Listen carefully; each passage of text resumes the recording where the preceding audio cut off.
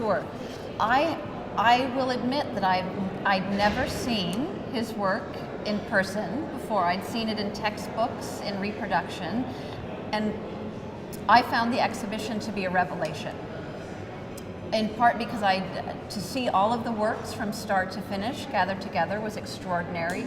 He is a supremely gifted painter, and I will say that I came to his work in part through the lens of Cezanne, because the exhibition was about the global Cezanne effect, and I expected his work to be far more derivative. I expected it to look a lot more like Cezanne, and in fact, he struck me as a much more original painter than I had anticipated. And the work was striking in that it is so much more physical and material and aggressive. Muscular is the term I think that Aurelia used than Cezanne's painting, and that was very interesting, and it's something that would not be possible to see by way of a picture in a book. So it was important for me to see it in person. And in a way, I would have liked to see it without having Cezanne in mind. In terms of the paintings, one of the early works, a still life with a vase and oranges on a table, I thought was extraordinary, because there was something about the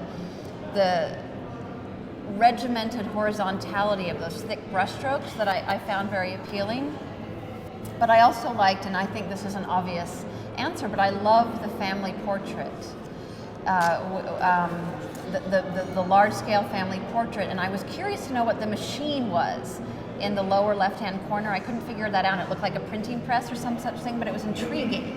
It was a painting that drew me in, and I spent a lot of time looking at it. And I think there's something about his work that compels the viewer to stop and spend a good 10, 15, 20 minutes working the way through the canvas. So it was important to see those in person for that reason, I think.